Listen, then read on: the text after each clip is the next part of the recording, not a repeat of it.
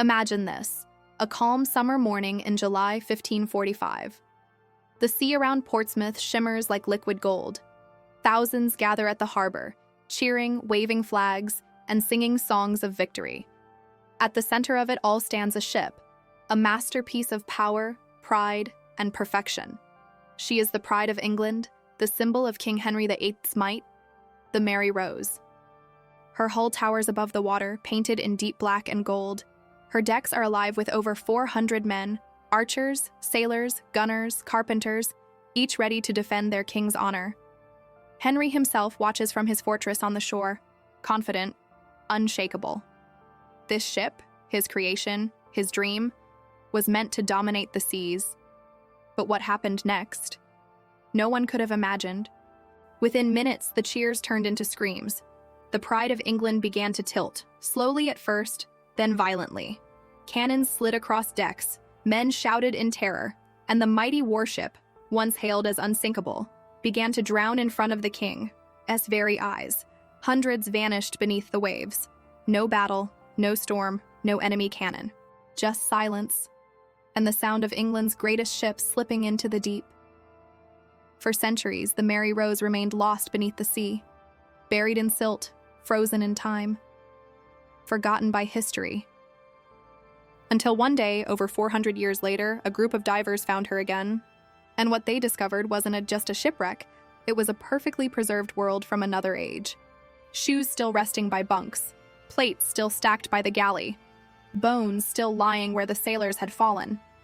It was as if time itself had stopped on that summer day in 1545. This is not just the story of a ship.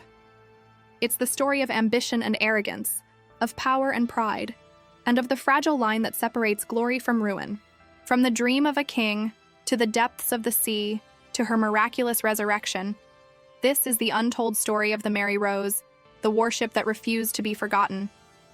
A story not just about how she sank, but how she rose again, to remind us that even in loss, there is legacy. England, early 1500s. The winds of change are sweeping across Europe. Kingdoms rise and fall on the strength of their armies, but one man dreams of ruling not the land, but the sea. His name is Henry VIII, King of England. Known to history for his marriages and his defiance of the church, Henry was more than a scandalous monarch. He was an ambitious visionary. He wanted England to be feared, admired, and remembered. And in an age when power was measured not by gold or crowns, but by ships, Henry knew exactly what he needed: a navy unlike any the world had ever seen. From the royal docks of Portsmouth, the heart of his dream began to take shape. It was the year 1509, and England was still recovering from political turmoil. The nation's navy was small, outdated, and weak compared to its European rivals, particularly France and Spain, whose fleets dominated the seas. Henry wanted to change that. He wanted a fleet that could protect England from foreign invasions and assert its dominance across the Channel. And at the center of that vision stood one ship, a ship that would come to define England's naval identity for generations to come. Her name was Mary Rose. The Mary Rose was more than just a vessel. She was a statement, a masterpiece of Tudor engineering. Her design combined strength and beauty in equal measure. She was sleek, formidable, and revolutionary for her time. With carved wooden angels adorning her hull and lions guarding her bow, she wasn't just built to fight, she was built to awe. At over 30 meters long and carrying more than 90 heavy cannons, the Mary Rose was one of the most powerful warships in Europe. She could unleash a storm of iron and fire upon her enemies, her broadside cannon arrangement capable of tearing through any fleet that dared challenge her. To Henry, she wasn't merely a warship, she was his floating fortress, his pride, his personal weapon. The Mary Rose was the crown jewel of his naval empire. But for the men who would one day sail her, the Mary Rose was something else. Home. Hundreds of sailors, gunners, carpenters, and soldiers were recruited from every corner of England. They trained, laughed, fought, and lived aboard her decks, never realizing that they were part of something far greater than themselves. For them, life aboard the Mary Rose was tough but honorable. Every creak of her wooden hull, every crash of the sea against her sides, every cannon fired in the king's name, it all reminded them that they were serving not just a monarch, but a dream. a dream that England could finally stand tall among nations. But beneath the pride and ceremony, there were whispers. Shipwrights and sailors quietly spoke of the flaws in her design, how she sat awkwardly in the water, how her high structure made her top-heavy. But in Henry's court, questioning the king's creation was unthinkable. Henry's word was law, and his law had declared the Mary Rose perfect. So when concerns were raised, they were buried beneath royal pride. In 1511, after 2 years of construction, the Mary Rose was launched before cheering crowds and blaring trumpets. Henry himself watched from the shore, his chest swelling with pride. The ship glided through the harbor, her sails catching the wind, her banners fluttering, the sun glinting off her golden carvings. It was more than just a launch. It was a declaration to the world. England had arrived. Over the next 3 decades, the Mary Rose became a symbol of English might. She fought in multiple campaigns, clashed with French forces, and defended England's coastline from countless threats. She was the embodiment of everything Henry wanted England to be: strong, loyal, and unstoppable. But time has a way of turning triumph into tragedy. As years passed, the Mary Rose was refitted, rebuilt, and modified, each change making her heavier, taller, and less stable. Yet the king's faith never wavered. To Henry, she was invincible, a ship built by divine will, a ship that could never sink. But history has a cruel sense of irony, because one summer's day in 1545, that same ship, the pride of a nation, and the symbol of a king's dream, would vanish beneath the waters of the Solent, in front of Henry's own eyes. The ship that was meant to represent his power would become the very symbol of his downfall. The Mary Rose began as a dream, but soon it would become a warning.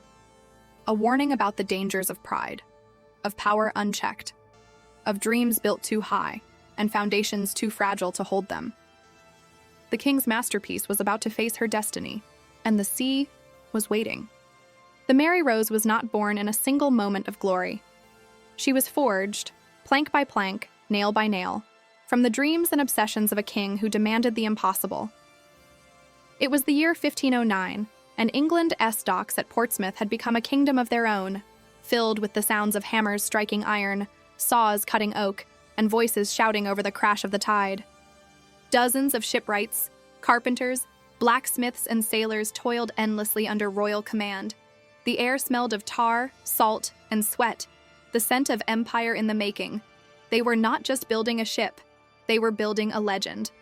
King Henry VIII had made his vision clear.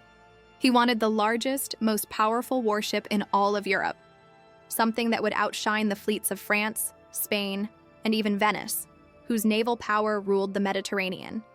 And so he spared no expense.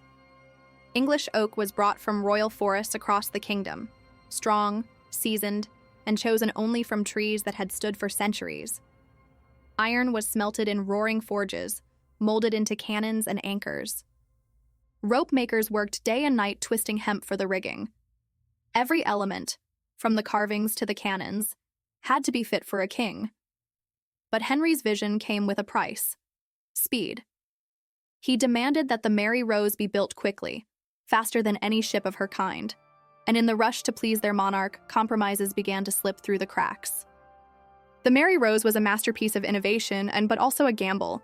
She was designed as a carvel-built ship, a revolutionary new technique where planks were laid edge to edge instead of overlapping, creating a smoother, faster hull. This design allowed her to carry more cannons and move with greater speed in battle, but it also made her more complex and more fragile. She had 4 towering decks, 2 massive castles, one at the bow, one at the stern, and a hull that rose higher than any English ship before her. It was beautiful, but dangerously top-heavy. Some shipwrights whispered that she wasn't balanced. Others said she would handle like a floating fortress, powerful, but slow to respond to the wind. But none dared speak those fears aloud. Because in King Henry's court, doubt was treason. For Henry, the Mary Rose was more than a ship. She was a symbol of divine authority, a floating declaration that England was chosen by God to rule the seas. When he inspected her construction, he walked the dockyards with pride and impatience. He spoke to the craftsmen, praised their work, but his gaze always returned to the sea. He could already picture it, his ship leading the English fleet, her sails stretched wide, her cannons thundering against the French. To Henry, the Mary Rose was his Excalibur, the weapon that would define his reign. By 1511, the Mary Rose stood complete, her hull painted black and gold, her decks lined with heavy bronze guns, her masts reaching skyward like cathedral spires. On her stern, her name was carved proudly beneath the royal crest. Mary Rose, believed to be named after the Virgin Mary and Henry's beloved sister Mary Tudor. To the people of England, she was a wonder of the modern age. To foreign ambassadors, she was a warning. To her builders, she was a miracle of craftsmanship. But to those who understood the sea, there was something uneasy about her. Her high sides made her majestic in calm waters, but unstable in rough seas. Her gun ports, positioned dangerously low, could take on water if left open during battle, and her weight, concentrated on the upper decks, made her prone to listing. Yet, none of it mattered. Not to the king. The Mary Rose was complete. She was perfect in his eyes. Her first voyage was a triumph. She glided through the harbor with grace, her sails billowing, her flag of St. George snapping in the wind. On her decks, sailors cheered as cannon fire echoed across the Solent, a royal salute to England's future. Henry watched from shore, a rare smile crossing his face. For a moment, he wasn't just a king. He was a creator watching his dream come to life. But like all dreams built on ambition, the Mary Rose carried within her the seeds of tragedy. Because in his pursuit of glory, Henry had ignored the whispers of caution, the subtle warnings of engineers and sailors alike. The Mary Rose was powerful, yes, but she was also fragile. And when the winds of war returned to the Channel, that fragility would be tested. For now, she stood as the pride of England, a titan born of oak and iron, a masterpiece of man and monarchy, and a silent reminder that even the mightiest creations can hide fatal flaws beneath their beauty. By the 1540s, England stood on the edge of chaos. King Henry VIII, now older, heavier, and more volatile, had transformed from a young dreamer into a man obsessed with control over his throne, his people, and the sea that surrounded his island kingdom. Across the English Channel, France was preparing for revenge. The long, uneasy peace between the two nations had shattered. Years of rivalry, betrayal, and blood had finally led to one inevitable truth. War was coming. The French king, Francis I, had forged alliances with Scotland and the Holy Roman Empire. His goal was clear: invade England and destroy Henry VIII's claim to power once and for all. In the spring of 1545, rumors spread like wildfire through the taverns and villages of southern England. Fishermen reported fleets gathering off the coast of Normandy, hundreds of ships, soldiers, and cannons. The largest French armada ever assembled since the medieval wars. England was not ready. The economy was fragile, food was scarce, and disease was rampant. But Henry VIII would not back down. His pride, and his crown, demanded a fight. And so, he summoned the Mary Rose. After years of service and modifications, the Mary Rose was no longer the same ship she had once been. She had been rebuilt, refitted, and armed with even more cannons than before, now over 90 guns, capable of unleashing a storm of destruction. But the upgrades came at a cost.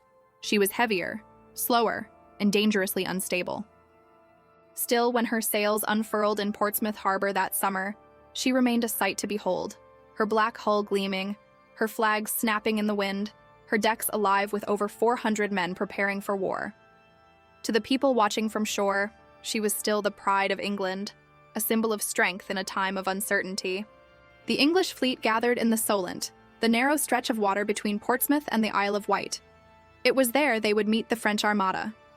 Commanding the English Navy was Lord Admiral John Dudley, but aboard the Mary Rose was one of Henry's most trusted officers, Sir George Carew. A proud and experienced sailor, Carew was determined to defend his king's honor, no matter the odds. Among his crew were sailors, soldiers, archers, gunners, cooks, and even musicians, men from every walk of life, united by duty and fear. They knew what was coming. They could see it on the horizon. On the morning of July 19, 1545, the sea was calm. The sun glimmered off the waves as bells rang from Portsmouth, warning that the French were approaching. From the shore, King Henry VIII himself arrived to oversee the battle, seated in his great chair at Southsea Castle, his eyes fixed on the sea. Through the mist, the French fleet appeared, a wall of ships stretching as far as the eye could see. Over 200 vessels carrying 30,000 men, all aimed at England's heart.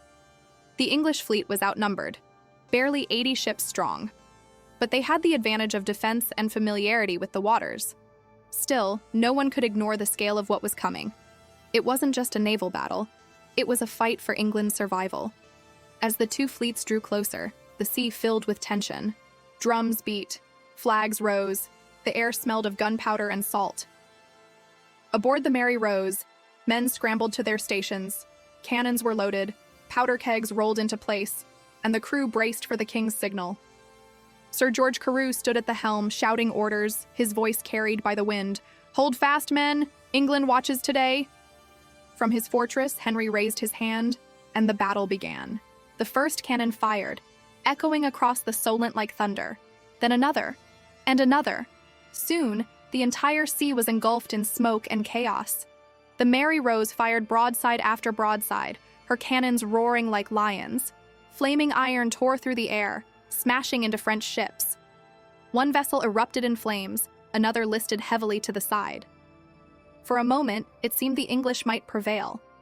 The Mary Rose was a monster unleashed, her firepower unmatched, her crew disciplined and fierce. Even the king himself could see her brilliance from the shore.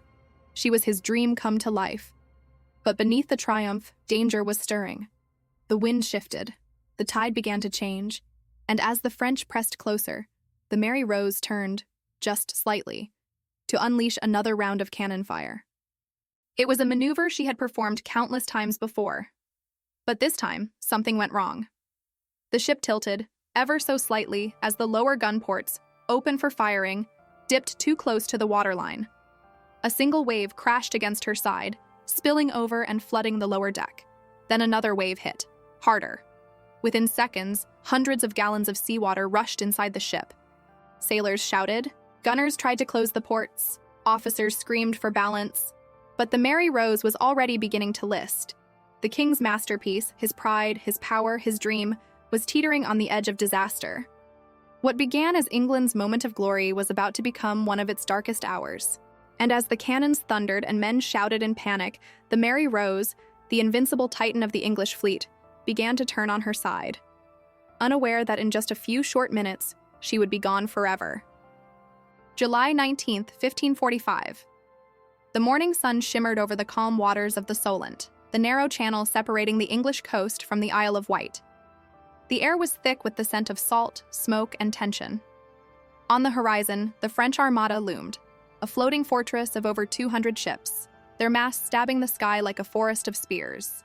At the heart of the English fleet, the Mary Rose stood proud and ready, her flags fluttering in the wind, her cannons glinting in the morning light. From Southsea Castle, King Henry VIII watched, his heart pounding, his breath heavy, his pride anchored in that single ship. For years, he had poured his fortune, his faith, and his fury into building this fleet. And now it was time for the world to witness England's strength. The French, led by Admiral Claude d'Annebault, advanced steadily. Their ships carried not only men, but vengeance, for decades of rivalry, raids, and humiliation. The Battle of the Solent was about to begin. Aboard the Mary Rose, the deck was alive with movement. Over 400 men, sailors, archers, gunners, officers, scrambled to their posts. Orders were shouted over the thunder of drums.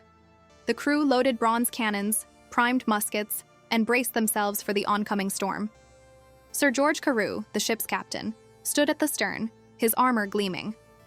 He shouted commands with confidence, but behind that calm exterior, even he could feel the tension tightening around them. Every man aboard knew the truth. They were outnumbered. But they also knew something else. Retreat was not an option. This was England's stand. As the first French galleys came within range, the silence broke. Boom! The Mary Rose's forward cannons erupted in smoke and flame. The blast echoed across the channel, shaking the very air. One French ship took a direct hit. Its mast snapped, its hull splintered. Cheers erupted from the English sailors. "Reload!" Carew shouted. "Fire again!" Another volley thundered. The sea between the fleets churned with iron and fury. Smoke rolled over the water, thick and suffocating. The Mary Rose moved gracefully at first, powerful, steady, her gunners working in rhythm. For a brief moment, it seemed as if the battle might turn in England's favor. From the shore, Henry watched in awe. His ship, his pride, was magnificent. But beneath that surface of triumph, fate was already turning. As the French adjusted their line, a sudden gust of wind swept through the Solent. The Mary Rose began to turn, a maneuver meant to bring her starboard cannons to bear on the enemy. But something was wrong. She tilted, slightly at first, then more sharply. The men on deck stumbled, grabbing ropes and railings for balance. Below deck, sailors shouted in confusion as water began to slosh across the gun deck. The lower gun ports were still open. Carew's voice rang out, "Close the ports! Close them!" But it was too late. A sudden wave struck the ship's exposed side, crashing through the open gun ports and flooding the lower decks. The men stationed below, gunners and loaders, were engulfed instantly. Water poured in faster than anyone could react. The ship groaned, a deep, terrible sound, as if she were crying out. Panic spread like wildfire. "Pump the bilges! Seal the ports! Shift the weight!" Men shouted, ran, collided. Barrels and cannonballs rolled across the deck. The Mary Rose listed even further, her right side rising as her left sank lower into the sea. From the shore, witnesses saw it. A horrifying sight. The Mary Rose began to tip, her masts leaning at a deadly angle. The crew still tried to fight, some firing cannons, others cutting loose ropes to lighten the load. But the ship's fate was sealed. Within minutes, the mighty Warship, once the pride of England, had turned into a coffin. King Henry watched in disbelief. At first, he thought it was smoke obscuring her. Then he saw the masts tilt, the flags dip, and the hull begin to vanish beneath the waves. "No," he whispered. But it was real. The Mary Rose was sinking. Her cannons fired one last defiant shot before the sea swallowed her. Hundreds of men were thrown into the water, shouting, thrashing, gasping for air. Those wearing heavy armor sank instantly. Others clung to floating debris, calling for help that would never come. Only a handful made it to the surface alive.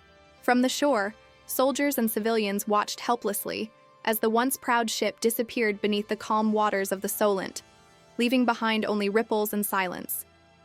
In less than 5 minutes, England's greatest warship was gone. 400 lives, decades of work, a symbol of power, erased before the king's very eyes. Henry VIII turned away, his face pale, his heart heavy. The Mary Rose, his dream, his triumph, had become his greatest humiliation. The cannons stopped, the smoke cleared. The battle ended not with victory, but with loss. And beneath the sea, the Mary Rose came to rest, silent, broken, but not forgotten. For centuries, she would sleep there, buried in mud and mystery, her secrets and her story, waiting to rise again. The morning of July 19, 1545, had begun like a dream, the kind of morning that kings pray for before battle. The sun shone on the calm waters of the Solent, the wind filled the English sails, and King Henry VIII stood atop Southsea Castle, watching his navy prepare to defend his crown. Before him stretched the pride of England's fleet, dozens of ships lined in formation, their banners fluttering, their cannons gleaming under the light. But at the very center of it all, standing taller, grander, and more magnificent than the rest, was his masterpiece, the Mary Rose. She had been the heart of his navy for 3 decades, a symbol of England's rise, a fortress of oak and iron. And now, she was ready for her greatest moment. The English were outnumbered 2-1. The French Armada, commanded by Admiral Claude d'Annebault, approached like a black wall across the horizon, 200 ships armed with soldiers, cannons, and vengeance. Yet, despite the odds, Henry's pride burned bright. He believed his ships, his men, and his faith would carry the day. But history, as always, had other plans. On board the Mary Rose, over 400 men prepared for battle. Sailors, archers, officers, gunners, cooks, and even musicians. The ship pulsed with life, every deck alive with motion and purpose. Below deck, gun crews worked in the dim, smoky light, their hands blackened with powder. They loaded heavy bronze cannons, packed the barrels, and waited for the command to fire. Above, archers stood ready on the upper decks, longbows in hand, eyes fixed on the approaching French galleys. The air was thick with tension, but also pride. Many of these men had grown up hearing stories of the Mary Rose, her victories, her glory, her legend. Now they were part of that legend. They couldn't have known they were about to become its final chapter. Just before midday, the order was given. Sir George Carew, the ship's captain, experienced, loyal, and fiercely devoted to the king, raised his sword and shouted, "By the grace of God and for England, fire!" A deafening roar shook the air. Cannons erupted in unison, spewing flame and smoke. The Mary Rose trembled with each blast, her sides glowing orange with the reflection of fire. Across the sea, French ships were struck, splintering, burning, retreating. The English cheers echoed over the waves. From his position at Southsea Castle, Henry VIII smiled. His ship was performing beautifully. His men were unstoppable. But in war, triumph often comes just moments before tragedy. As the Mary Rose turned to bring her starboard cannons to bear for another volley, a sharp gust of wind swept across the Solent. Her sails filled suddenly, violently. The ship heeled over to port, just a few degrees at first. Then, a little more. Below deck, water began to slosh near the gun ports. The men shouted, "Close them! Close the ports!" But they couldn't hear the order above the deafening cannons. The lower gun ports open for firing were now dangerously close to the sea. And then, it happened. A wave, small but cruelly timed, slammed into the ship's side. Cold seawater burst through the open ports, flooding the lower deck instantly. The gunners screamed as barrels, ropes, and cannons broke loose, crashing around them. Some tried to climb the ladders, others tried to seal the ports, but it was too late. The Mary Rose was filling fast. Above deck, chaos took hold. Men stumbled as the ship listed harder. Officers yelled conflicting orders. "Trim the sails! Shift the weight! Cut the anchors!" But the tilt grew steeper. The starboard side rose high into the air while the port side sank deeper into the sea. The cannons rolled across the deck, smashing bones and breaking legs. The heavy masts creaked, threatening to snap. Panic spread. The disciplined rhythm of battle dissolved into screams. From the shore, witnesses saw the ship begin to tip, slow at first, then sharply. At Southsea Castle, King Henry VIII's smile vanished. He squinted through the smoke and confusion, unsure of what he was seeing. But then came the sound, a deep, thunderous crack, followed by a haunting wail. The Mary Rose was going down. In a matter of minutes, the ship that had dominated the seas for 34 years was crippled. The sea rushed in through the gun ports, through the hatchways, through every open space. The men below had no chance. Many were trapped by nets meant to stop enemies from boarding. Others were dragged down by their own weapons and armor. On deck, sailors clung to ropes, masts, and barrels, their screams echoing over the water. A few managed to leap into the sea, but most were pulled down with the ship as it rolled onto its side. Henry stood frozen, unable to look away. In less than 5 minutes, the Mary Rose was gone, swallowed whole by the same waters she once ruled. The sea that morning had begun calm and golden, but now it was silent and gray. Only floating debris remained, broken planks, barrels, and the bodies of the king's finest men. The French, seeing the ship's fall, hesitated. Even they were struck silent. No cannonball had sunk her. No enemy had claimed victory. The Mary Rose had been undone by a single mistake. A moment of human error, magnified by pride. For Henry VIII, the loss was devastating. His dream, his pride, his symbol of England's power, gone before his eyes. He turned from the battlements in silence, his face pale and his spirit broken. The Mary Rose had not just sunk. She had taken with her the illusion of invincibility, leaving behind a haunting truth: even kings cannot command the sea. The moment the Mary Rose began to list, time itself seemed to slow. On that warm July afternoon of 1545, hundreds of men aboard England's greatest warship went from glory to panic in the blink of an eye. The sea, once calm and shimmering under the sunlight, turned into a grave. One moment, they were shouting victory. The next, they were shouting for their lives. The ship tilted harder to port, her masts groaning, her sails snapping violently in the wind. The lower gun ports, still open from the last volley, were swallowing the sea whole. Within seconds, hundreds of tons of water flooded the decks below. From shore, it looked unreal, like a majestic creature struggling for breath. The pride of England, the floating fortress that had terrified France, was sinking right before King Henry VIII's eyes. For the men aboard, the chaos was unimaginable. The lower decks were plunged into darkness. The seawater, freezing cold and rising fast, smashed through the gun deck, carrying barrels, ropes, and bodies with it. The gunners were the first to die. Trapped in narrow, low-ceilinged compartments, they had no chance to escape. Many were crushed under shifting cannons or pinned by heavy ammunition as it rolled and slammed into them.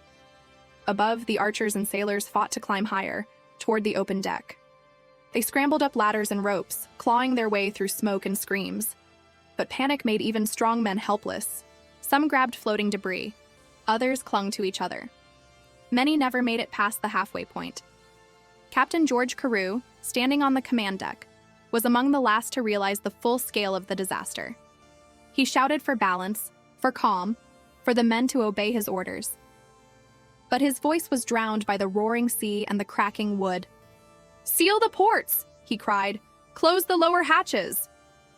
But it was too late. The Mary Rose had reached her tipping point.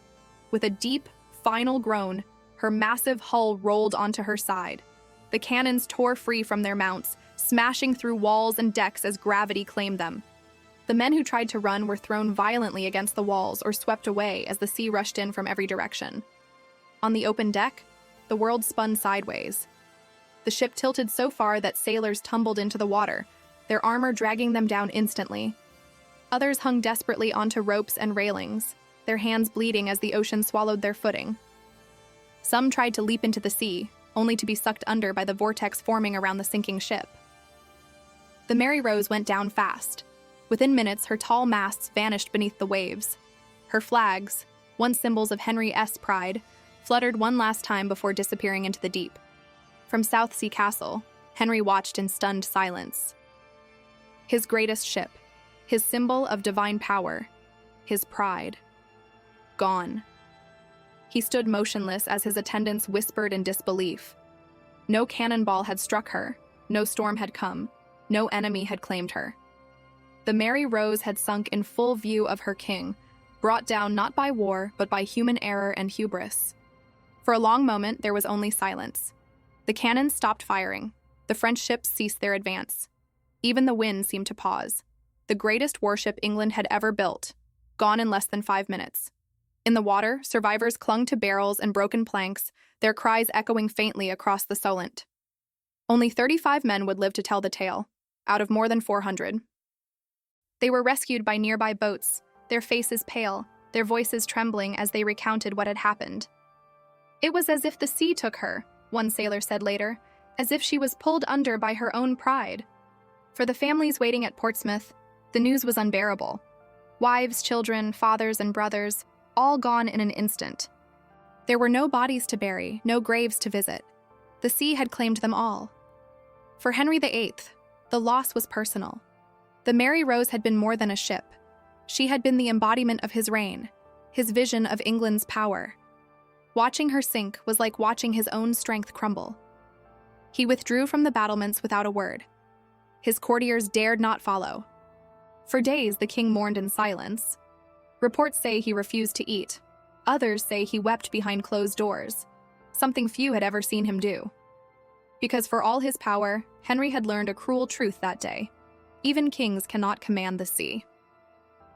In the weeks that followed, divers were sent to salvage what they could. But the technology of the time was primitive. The few men brave enough to dive into the murky depths returned with only scraps, ropes, pieces of cannon, splinters of oak. The rest, the ship, the crew, and the king's dream, remained buried beneath layers of mud and salt. For centuries, the Mary Rose lay there, preserved in silence. The world moved on. Empires rose and fell. England grew into a global power. And still, she slept beneath the waves, the ghost of a dream, waiting to be rediscovered. The Mary Rose was built to be eternal. Instead, she became a warning, a story written in water. A reminder that pride, no matter how great, can sink faster than a ship in battle. For centuries after that fateful summer day in 1545, the Mary Rose lay forgotten beneath the cold, murky waters of the Solent, buried under layers of silt, sand, and time. The sea had sealed her fate, and with it, her story. For those who had witnessed her final moments, the image of her sinking never faded. But as decades turned to centuries, those memories faded with them. The Mary Rose became less a tragedy and more a whisper. A ghost story told by sailors and fishermen who claimed to hear the sound of distant cannons on calm nights. The ocean, it seemed, had chosen to keep its secret. Beneath the waves, the once great warship had become a tomb. Her masts snapped, her sails shredded, her cannons silent. The proud decks where sailors had once shouted orders now lay tilted and buried under centuries of sediment. But the Solent, cold and oxygen-poor, is not like other seas. It preserves what it takes.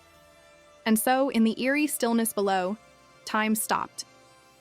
Inside the wreck, the skeletons of sailors lay where they had fallen, some still clutching ropes, others trapped near the gun ports that had sealed their fate. Their boots, tools, even personal items, knives, combs, pewter bowls, remained untouched. For more than 400 years, the Mary Rose slept, perfectly preserved in darkness, a wooden time capsule of Tudor England. Above her, the world changed. Kingdoms rose and fell. England became an empire. The industrial age transformed ships from wood to steel, but below she remained, silent, forgotten, patient. In 1836, the silence was briefly broken. A group of fishermen accidentally snagged their nets on something massive beneath the sea near Portsmouth. When they pulled up fragments of wood, they realized they had found something ancient. Word spread quickly. Some believed it was a lost Viking ship. Others thought it might be a Roman wreck. But the truth was far greater. Divers, using primitive air hoses and brass helmets, descended to the seabed, one of the earliest underwater salvage attempts in British history. What they found stunned them. Wooden beams, iron cannons, and fragments of carved timbers were scattered across the ocean floor. It was clear this had once been a great warship. They retrieved several bronze cannons, one of which bore the royal insignia of Henry VIII, a roaring lion and the Tudor rose. The legend of the Mary Rose was reborn, but the technology of the time was crude. Divers could only stay underwater for minutes. Visibility was near zero, and each time they disturbed the wreck, the fragile remains crumbled further. After a few years, the effort was abandoned. The Mary Rose slipped once more into her watery grave as the sea reclaimed her. More than a century passed. The world went to war, twice. Portsmouth became a modern naval port. Battleships came and went. Yet beneath their hulls, just a few meters below, the Mary Rose still rested, watching, waiting. By the mid-20th century, her story had become a legend once again. Historians debated her exact location, but no one knew for certain where she lay. Some said she had drifted away. Others believed she had disintegrated completely. It wasn't until the 1960s and over 400 years after her sinking that curiosity turned into obsession. A British marine engineer named Alexander McKee, a historian with a passion for maritime archaeology, refused to accept that the Mary Rose was lost forever. Armed with only historical maps, tide charts, and determination, he began searching the seabed around Portsmouth Harbor. His project was dismissed by many as a dream, a fool's errand. But McKee persisted. In 1965, he and his team began sonar scans of the Solent. For years, they found nothing. Just mud, shells, and broken planks. Then, one day in 1971, their sonar pinged something unusual. A dense, irregular object deeper than the surrounding seabed. Divers descended, and as they brushed away the mud, they saw it, the dark, curved outline of ancient oak timbers.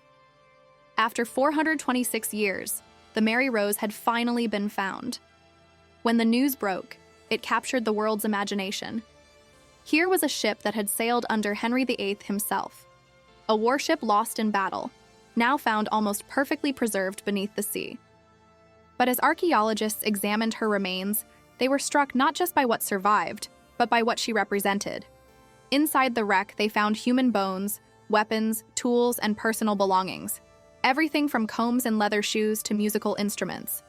Every object told a story, not of kings or glory, but of ordinary men who had lived and died aboard her. It was no longer just a wreck. It was a time capsule, a window into a lost world. The Mary Rose had been silent for centuries. But now, at last, she was ready to speak again. Her story, of ambition, pride, and tragedy, had survived the sea's embrace. And soon, the world would witness her rise once more. For more than 4 centuries, the Mary Rose lay buried beneath the cold gray waters of the Solent, forgotten by time, remembered only by myth. But the sea doesn't erase history, it hides it. In the mid-20th century, as sonar and diving technology began to evolve, whispers of the lost warship began to surface again. Historians, divers, and dreamers wondered, could the Mary Rose still be down there, somewhere beneath the mud, waiting to be found? Among those dreamers was a man named Alexander McKee, a naval historian with a stubborn streak and an unshakable fascination for lost ships. In the 1960s, McKee began what many considered an impossible mission, to find the Mary Rose. People laughed at him. After all, more than 400 years had passed. The Solent was treacherous, its seabed shifting constantly. Even if the wreck still existed, how could it possibly be intact? But McKee believed in one thing, that history leaves fingerprints, even beneath the waves. He began his search in 1965, not with grand ships or government funding, but with a small team of volunteers. They called themselves the Solent Ships Project. Armed with little more than early sonar equipment and determination, they mapped the sea floor inch by inch. They studied old naval charts, diaries, and battle reports. They listened to local fishermen, some of whom had snagged their nets on something heavy just south of Portsmouth. For 6 years, McKee and his divers found nothing, just mud, just emptiness. Many gave up. Funding dried out. The sea seemed unwilling to give up her secret, but McKee refused to stop. He kept returning, dive after dive, year after year. And then in 1971, the sonar pinged something different. A dense, curved object buried beneath 50 feet of silt. Divers descended. The water was cold, visibility near zero. Inch by inch, they brushed away the silt, until a massive, dark piece of oak emerged from the mud. It was a hull plank, perfectly preserved. The divers touched it with awe. After more than 426 years, they had found her. The Mary Rose had been found. The discovery stunned the world. Newspapers called it the British Titanic. But unlike the Titanic, this ship was an IT from a century ago. It was from another world entirely, the age of Henry VIII, muskets, and longbows. The wreck lay on her starboard side, the rest buried deep beneath the seabed. Inside, divers discovered cannons, tools, weapons, and even personal belongings, from wooden plates and combs to leather boots, musical instruments, and gaming dice. Each object told a story, not of kings or power, but of ordinary men, the sailors, cooks, and carpenters who had once lived and laughed aboard her. The preservation was astonishing. Because of the low oxygen and cool temperature of the Solent, the ship's timbers and artifacts were in near-perfect condition, as if time itself had stopped the day she sank. The discovery was no longer just archaeology, it was resurrection. But finding her was only the beginning. The next question was, could she be raised? It was an enormous challenge. The Mary Rose was fragile, waterlogged, and half-buried. Even a small mistake could destroy what centuries had preserved. But Britain decided to try. And so began one of the most ambitious maritime recovery missions in history. Over the next decade, hundreds of divers, engineers, scientists, and historians worked together in a project that blended modern technology with centuries-old craftsmanship. Each dive was dangerous. The water was cold, visibility barely a meter, and the wreck was fragile. But piece by piece, they reinforced the hull, built support frames, and prepared for the moment of truth. On October 11, 1982, after more than 11 years of work, the world held its breath. Television cameras from around the globe pointed toward Portsmouth. Millions watched live as cranes and cables began to lift the ancient hull from its resting place. As the muddy timbers broke the surface for the first time in over 437 years, a gasp spread across the crowd. There she was, the Mary Rose, half a ship, a whole legend, rising from the depths, dripping with seawater and history. The cheers, the tears, the disbelief. It was a moment Britain would never forget. For many, it wasn't just a ship being raised. It was the resurrection of an era, of the men who had served, the dream that had drowned, and the king who had lost everything. As the ship was carefully transported to her conservation site, the divers wept. One of them later said, "It was as if we were pulling ghosts out of the sea, and they were finally breathing again." The Mary Rose was no longer a forgotten wreck. She had come back to life. What began as a dream of one man had become a triumph of human perseverance. Proof that even after centuries, truth can still rise from darkness. And in that moment, the sea, the same sea that had taken her, finally gave her back. For more than 4 centuries, the Mary Rose lay buried beneath the cold gray waters of the Solent, forgotten by time, remembered only by myth. But the sea doesn't erase history, it hides it. In the mid-20th century, as sonar and diving technology began to evolve, whispers of the lost warship began to surface again. Historians, divers, and dreamers wondered, could the Mary Rose still be down there, somewhere beneath the mud, waiting to be found? Among those dreamers was a man named Alexander McKee, a naval historian with a stubborn streak and an unshakable fascination for lost ships. In the 1960s, McKee began what many considered an impossible mission, to find the Mary Rose. People laughed at him. After all, more than 400 years had passed. The Solent was treacherous, its seabed shifting constantly. Even if the wreck still existed, how could it possibly be intact? But McKee believed in one thing, that history leaves fingerprints, even beneath the waves. He began his search in 1965, not with grand ships or government funding, but with a small team of volunteers. They called themselves the Solent Ships Project.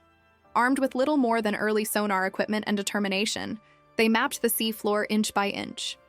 They studied old naval charts, diaries, and battle reports. They listened to local fishermen, some of whom had snagged their nets on something heavy just south of Portsmouth. For 6 years, McKee and his divers found nothing, just mud, just emptiness. Many gave up. Funding dried out. The sea seemed unwilling to give up her secret, but McKee refused to stop. He kept returning, dive after dive, year after year. And then in 1971, the sonar pinged something different. A dense, curved object buried beneath 50 feet of silt. Divers descended. The water was cold, visibility near zero. Inch by inch, they brushed away the silt, until a massive, dark piece of oak emerged from the mud. It was a hull plank, perfectly preserved. The divers touched it with awe. After more than 426 years, they had found her. The Mary Rose had been found. The discovery stunned the world. Newspapers called it the British Titanic. But unlike the Titanic, this ship was an IT from a century ago. It was from another world entirely, the age of Henry VIII, muskets, and longbows. The wreck lay on her starboard side, the rest buried deep beneath the seabed. Inside, divers discovered cannons, tools, weapons, and even personal belongings, from wooden plates and combs to leather boots, musical instruments, and gaming dice. Each object told a story, not of kings or power, but of ordinary men, the sailors, cooks, and carpenters who had once lived and laughed aboard her. The preservation was astonishing. Because of the low oxygen and cool temperature of the Solent, the ship's timbers and artifacts were in near-perfect condition, as if time itself had stopped the day she sank. The discovery was no longer just archaeology, it was resurrection. But finding her was only the beginning. The next question was, could she be raised? It was an enormous challenge. The Mary Rose was fragile, waterlogged, and half-buried. Even a small mistake could destroy what centuries had preserved. But Britain decided to try. And so began one of the most ambitious maritime recovery missions in history.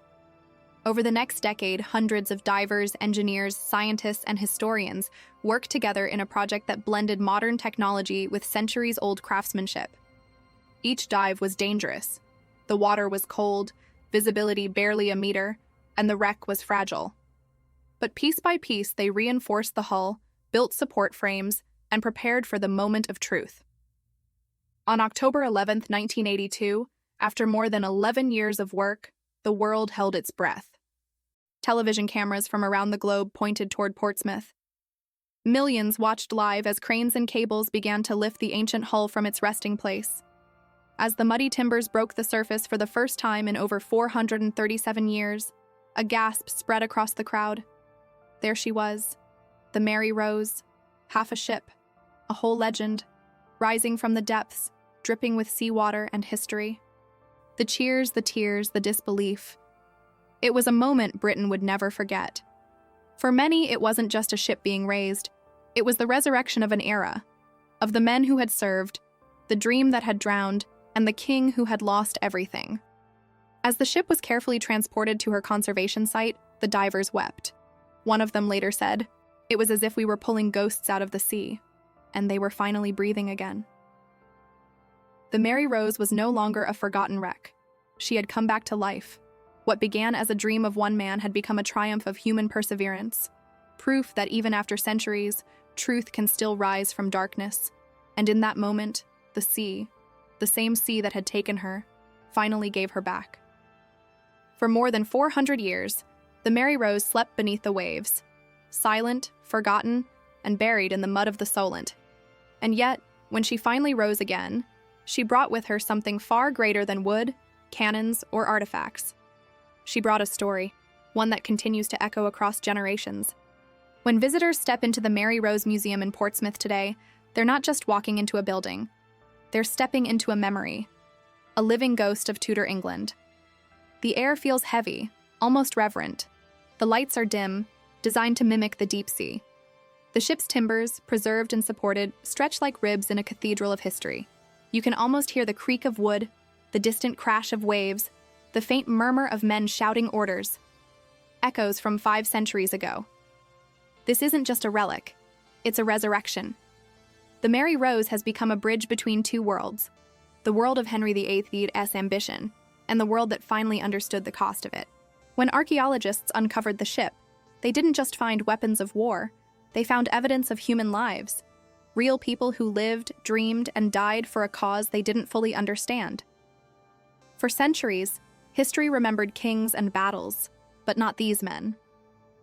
Now, through the Mary Rose, their stories have returned to the surface. Their personal belongings, combs, dice, shoes, musical instruments, remind us that even in the most powerful machines of empire, it was ordinary human hands that kept them alive. Every artifact whispers the same truth. Greatness often hides behind simplicity.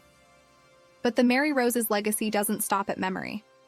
She changed how the world understands history itself. Before her discovery, maritime archaeology was still young, a niche field, often dismissed as glorified treasure hunting. The Mary Rose Project transformed it into a respected science. For the first time, historians, engineers, biologists, and divers came together to preserve an entire ship, not just pieces of it. They developed new techniques for conservation, invented chemical treatments to preserve ancient wood, and set new standards for underwater excavation. Because of the Mary Rose, dozens of other shipwrecks, from Viking vessels to colonial galleons, were later found, studied, and preserved. In saving one ship, humanity learned to save many. And yet, beyond the science and history, the Mary Rose's most powerful legacy lies in what she symbolizes. When she sank in 1545, she was the embodiment of human pride, a king's ambition to control the sea, to build something perfect, invincible. But her fate revealed the opposite, that no matter how mighty the dream, nature always has the final word. Her sinking was not caused by war nor by storm, but by the smallest of errors. An open gun port, a gust of wind, a moment of arrogance. It was a tragedy born from human pride. And in that, the Mary Rose became a mirror, reflecting not just the past, but who we are today. We still live in an age of grand designs and technological marvels. We build machines, towers, and systems that we call unsinkable. But the story of the Mary Rose reminds us that every creation carries the weight of human imperfection. Her fall is a lesson, not in failure, but in humility. It tells us that progress without reflection can drown us, that greatness without care can destroy what we love most. And yet, her rediscovery also tells us something hopeful, that even the most tragic stories can find redemption. When the Mary Rose was lifted from the sea in 1982, one diver said, "It felt like pulling history itself from the depths, as if the sea was finally giving us back a piece of who we are." That's the real legacy of the Mary Rose. She isn't just a warship or a historical artifact or a museum exhibit. She is a reminder that the past never truly dies, that every life matters, and that the sea, though it may bury our mistakes, also preserves our humanity. Today, children walk through her preserved hull and stare in awe at what was once lost. Historians study her timbers to learn about life 5 centuries ago.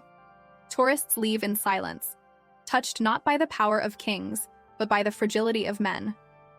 The Mary Rose sank as a symbol of ambition. She rose again as a symbol of remembrance.